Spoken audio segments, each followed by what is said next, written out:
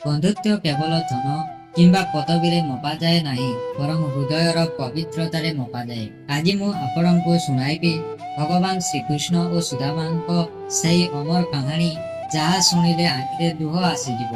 ସୁଦାମା ଥିଲେ ଶ୍ରୀକୃଷ୍ଣଙ୍କ ବାଲ୍ୟ ବନ୍ଧୁ, କିନ୍ତୁ ସମୟ ବଦଳିଗଲା। ଶ୍ରୀକୃଷ୍ଣ ହେଲେ ଦ୍ୱାରକାର ରାଜା, ଆଉ ସୁଦାମା ରହିଗଲେ ଜଣେ ଅତ୍ୟନ୍ତ ଗରିବ ବ୍ରାହ୍ମଣ। ଦିନେ ଘରେ ଖାଇବାକୁ ମଧ୍ୟ କିଛି ନଥିଲା। ସୁଦାମାଙ୍କ ସ୍ତ୍ରୀ କହିଲେ, ଥରେ ତୁମ ବନ୍ଧୁ ଶ୍ରୀକୃଷ୍ଣଙ୍କ ପାଖକୁ ଯାଅ, ସେ ନିଶ୍ଚୟ ତୁମକୁ ସାହାଯ୍ୟ କରିବେ। ବହୁତ ଲଜ୍ଜାରେ ସୁଦାମା ପଡ଼ୋଶୀଙ୍କ ଠାରୁ ମୁଠାଏ ଆଣି ଗୋଟିଏ ପୁରୁଣା କପଡ଼ାରେ ବାନ୍ଧି ଦ୍ୱାରକା ଅଭିମୁଖେ ବାହାରି ପଡ଼ିଲେ। ଦ୍ୱାରକାରେ ପହଞ୍ଚିବା ମାତ୍ରେ ଶ୍ରୀକୃଷ୍ଣ ଦୂରରୁ ସୁଦାମାଙ୍କୁ ଚିହ୍ନି ପାରିଲେ। ସେ ସିଂହାସନରୁ ଦୌଡ଼ି ଆସି ବନ୍ଧୁଙ୍କୁ ଆଲିଙ୍ଗନ କଲେ। ଭଗବାନ ନିଜ ହାତରେ ସୁଦାମାଙ୍କ ପାଦ ଧୋଇଦେଲେ। ସମଗ୍ର ରାଜସଭା ଏହି ଦୃଶ୍ୟ ଦେଖି ଆଶ୍ଚର୍ଯ୍ୟ ହୋଇଗଲା। ତାପରେ କୃଷ୍ଣ ହସି କହିଲେ, ବନ୍ଧୁ, ମୋ ପାଇଁ କଣ ଆଣିଛ? ଲଜ୍ଜାରେ ସୁଦାମା ସେହି ଚୂଡ଼ାର ପୁଟୁଳିକୁ ଲୁଚାଇ ଦେଲେ, କିନ୍ତୁ ଶ୍ରୀକୃଷ୍ଣ ନିଜେ ତାହାକୁ ନେଇ ଅତ୍ୟନ୍ତ ଆନନ୍ଦରେ ଖାଇବାକୁ ଲାଗିଲେ।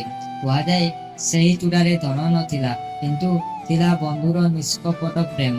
ସୁଦାମା କିଛି ମାଗିଲେ ନାହିଁ, ସେ ଖାଲି ହାତରେ ଫେରିଗଲେ। କିନ୍ତୁ ଗାଁରେ ପହଞ୍ଚି ସେ ଯାହା ଦେଖିଲେ, ତାହା ଦେଖି ସେ ସ୍ତବ୍ଧ ହୋଇଗଲେ। ତାଙ୍କ ଛୋଟ କୁଟୀର ଏକ ସୁନ୍ଦର ପ୍ରାସାଦରେ ପରିଗଣିତ ହୋଇଯାଇଥିଲା। ପରିବାରର ଦାରିଦ୍ର୍ୟ ଚିରଦିନ ପାଇଁ ଦୂର ହୋଇଯାଇଥିଲା। ଏହି କାହାଣୀ ଆମକୁ ଶିଖାଏ, ଭଗବାନଙ୍କୁ କେବେ ବଡ଼ ଉପହାରର ଆବଶ୍ୟକତା ନାହିଁ। ସେ କେବଳ ଆପଣଙ୍କ ସତ୍ୟ ପ୍ରେମ, ବିଶ୍ୱାସ ଓ ନିଷ୍କପଟ ଭକ୍ତିକୁ ଦେଖନ୍ତି। ଯଦି ଆପଣ ମଧ୍ୟ ଶ୍ରୀକୃଷ୍ଣଙ୍କ ଭକ୍ତ, କମେଣ୍ଟରେ ଲେଖନ୍ତୁ ଜୟ ଶ୍ରୀକୃଷ୍ଣ। ରାଧେ ରାଧେ।